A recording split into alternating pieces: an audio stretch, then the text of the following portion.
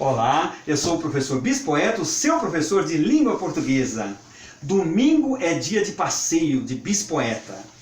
Domingo é dia de passeio, caminhada no minhocão, casais com seu cão, alguns sem proteção, sem receio. Indica, estamos longe de não chorarmos mais perdas. Seguiremos atrás de cercas até termos uma ponte segura para voltarmos ao abraço aconchegante, aperto de mão cativante. Ver de perto quem amamos, enquanto o alívio não vem, obedeçamos à ciência e com toda a paciência não sejamos reféns de pessoas negacionistas, salvadores da pátria, aqueles que idolatram, chamados terraplanistas. Sim, a pandemia existe e a terra chora redonda, enquanto a lua faz a sombra para o terráqueo que não desiste. E para você que acompanhou até aqui essa recitação, convido você a investir 10 a 12 minutos do seu precioso tempo acompanhando a nossa teleaula. Peço que você se inscreva no canal, compartilhe os vídeos, toque no sininho e ao final, se você quiser se sentir à vontade, coloque sua observação, coloque sua pergunta, sua sugestão de tema. Eu terei o maior prazer e respondo todas as perguntas e todas as sugestões. Tudo bem? Bem, nós estamos indo para a formação de palavras do ponto de vista constitucional, 19ª parte. Nós estamos vendo, acabamos de ver os prefixos latinos, agora começamos os prefixos e elementos gregos. Existe uma correspondência entre eles, agora nós vamos perceber, ou melhor, no final desse módulo, na sequência nós vamos perceber essa correspondência entre prefixos gregos e latinos. Bem, temos o prefixo a, an, este último antes de vogal, privação, negação, insuficiência, carência, contradição. Afônico. Quando a pessoa fica afônica, ela fica sem voz. Muito bem. Anemia, anônimo, anoxia, amoral. Então, esse A inicial significa ausência, negação. Outro prefixo, aná, inversão, mudança, reduplicação, anabatista, anacrônico, analogia, anatomia, anáfora. Temos um outro prefixo, o anfi, de duplicidade, ao redor, dos dois lados, como anfíbio, anfibologia, anfiteatro. Temos um outro prefixo, anti. O anti parece que é bastante conhecido. Oposição, ação contrária. Antídoto, antártico, antípodas, antiaéreo. Inclusive nós podemos, é muito fácil compor qualquer palavra com esse anti. Antirreflexo, antibússola, estou inventando, antibússola nem sei se existe isso. Anti-inflamatório, observando que aqui todas essas palavras que foram colocadas como exemplo não precisaram de hífen. Agora, por exemplo, anti-inflamatório precisa do hífen, por quê? Porque são letras iguais, anti-inflamatório, aí precisa do hífen, tudo bem? Antiquário entraria aí ou não? Antiquário não, porque não é oposição nem ação contrária. Certo. Vai ser antigo, aí já é uma outra formação de palavra, Elide. Mas muito boa sua observação, muito obrigado. Temos um outro prefixo, apó, de afastamento, apologia, apocalipse. Temos um outro prefixo, arque e arce, de superioridade, hierárquica, primazia, excesso, arquiduque, ou seja, que está acima do duque. Arquimilionário é uma pessoa que ela não é milionária, ela é arquimilionária, como o tio Patinhas. Você lia tio Patinhas no seu tempo, Elide? Se eu disser que sim, eu estarei me entregando. Eu lia muito. Ele era um milionário que adorava mergulhar numa piscina de cédulas, de moedas. Ele era um arquimilionário. Catá, movimento para baixo. Catacumba, catarata, católico. Movimento para baixo. Catacumba, catarata e católico.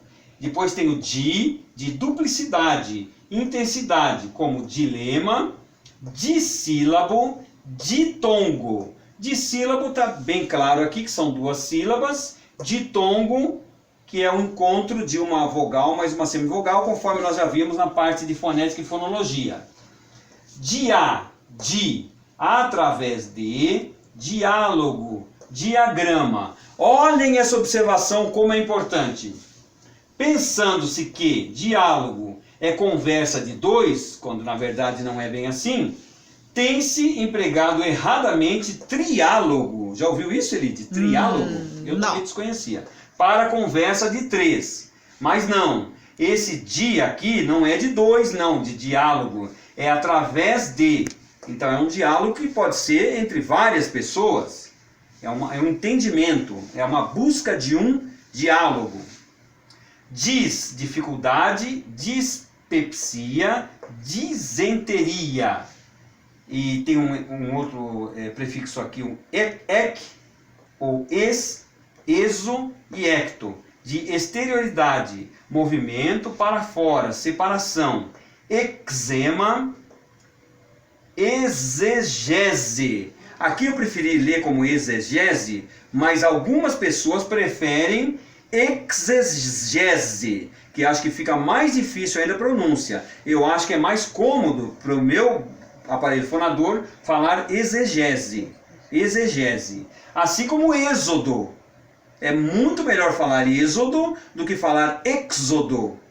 Mas algumas pessoas podem querer falar êxodo para parecerem, sei lá, mais rebuscadas. É exógeno. Eu prefiro exógeno. E ectoderma, aqui não tem jeito, aqui é ectoderma mesmo. Muito bem. Agora vamos para aquela famosa pausa para a água. Lembrando que o professor Bispoeta disponibilizou no YouTube todas as aulas até agora vistas, como playlist. Então, se você tem alguma dúvida de alguma matéria, é só ir lá e procurar a matéria que gostaria de rever. Estão todas disponíveis, não é, professor? É verdade, Elide. Enquanto você estava fazendo a sua belíssima explanação, eu sempre fico muito feliz com as suas explanações, eu peguei aqui o guia da reforma ortográfica, só para lembrar que as regras são muito poucas, são só algumas exceções. Elas cabem nesse livrinho aqui de, olha quantas páginas aqui, 30 páginas, é bem pouco. Então, se vocês puderem ter um guia como esse, é muito importante, porque todo acordo ortográfico requer que nós vamos nos acostumando com as alterações. E com esse guia, que é muito simples, vocês poderão acompanhar todas as alterações. E na dúvida, sempre é bom consultar o VOLPE, como nós já mencionamos, que é o vocabulário ortográfico da língua portuguesa. Tudo bem? Prosseguindo com a nossa teleaula, agora nós vamos ver os prefixos em, com E, N de navio, e em, com E, M de Maria. E o E, inferioridade, encômio, encíclica, eu repeti, enciclopédia, emblema e elipse, inferioridade. Endo, movimento em direção para dentro. Endocarpo, endovenosa. É aquela famosa aplicação de injeção que é nas veias, é endovenosa, é dentro da veia. Ento, é isso mesmo, né? Eu falei bobagem, é isso mesmo? Tá. Ento, interior. Entófito, planta que vive dentro de outra. Olha, uma planta que se aproveita de outra. Eu já vi algumas plantas que como se fossem parasitas de outras plantas. Epi, sobre, em cima de. Epiderme, epitáfio. Eu, excelência, perfeição, bondade. Eufonia, Aqui tem eufonia e tem euforia. E eufemismo. Eufemismo é quando nós utilizamos uma expressão para suavizar alguma expressão que é muito forte. Por exemplo, em vez de falarmos ele morreu, nós podemos falar ele partiu dessa para melhor. Isso é um eufemismo. Ou, como dizem os espíritas, ele desencarnou, ele foi visitar o Pai Celestial. São todos eufemismos para dizer que a pessoa morreu. M, de metade, divisão de duas partes, hemisfério, hemiciclo, e também pode ser um hemiplégico, que é uma pessoa que está com paralisia parcial dos seus movimentos. Hiper, aqui está com hiper, de excesso, hiper, é verdade, hiper, na verdade é hiper, de excesso, que é o hipérbolo, hipérbato. Hipó, de posição inferior, como hipocrisia, hipótese, hipoteca. Metá, de mudança, sucessão, metamorfose, metáfora, metonímia. Não se assustem com essas palavras, nós vamos estudar tudo isso quando nós formos ver figuras de linguagem. Para, proximidade, semelhança, defeito, vício. Intensidade.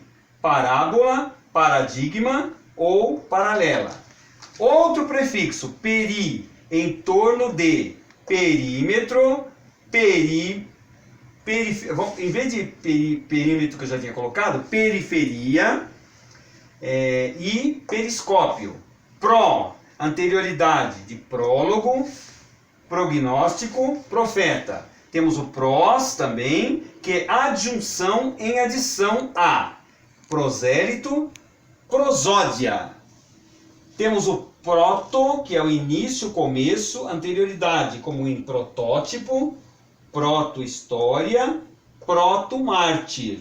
E aqui poderia ser pronunciado, por que não, como proto. Tudo bem? É tudo uma questão de escolha. Muito bem, Edith. Poli, multiplicidade, como em polissílabo ou polissílabo, depende da pronúncia da pessoa, é tudo uma questão de escolha.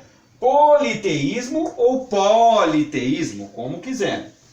Sim, ou sim, ou si ainda, conjunto, simultaneidade, sinagoga, sinopse, simpatia. E temos ainda o prefixo tele, de distância, afastamento, controle feito à distância, telégrafo, telepatia, teleguiado ou teleguiada. Bem, estamos encerrando mais um módulo de língua portuguesa, muito felizes por nós termos chegado até aqui. Muito felizes porque também eu sou um homem apaixonado pelas letras, pela língua portuguesa, e eu quero sempre compartilhar essa minha paixão, essa minha alegria com todas as pessoas. Precisamos derrubar de vez esse mito de que a língua portuguesa é difícil. Não, a língua portuguesa é fácil. Se não fosse fácil, as crianças não aprenderiam. Nós vemos que algumas crianças trazem em si uma gramática que se chama gramática internalizada. Ela começa a falar e começa com aqueles porquês que a gente fica até pensando, nossa, de onde essa criança tira todos esses porquês? Porque português não é difícil. Nós que criamos esse mito e o objetivo também das nossas teleaulas é derrubar esse mito, tudo bem? Sejam muito felizes e fiquem com Deus.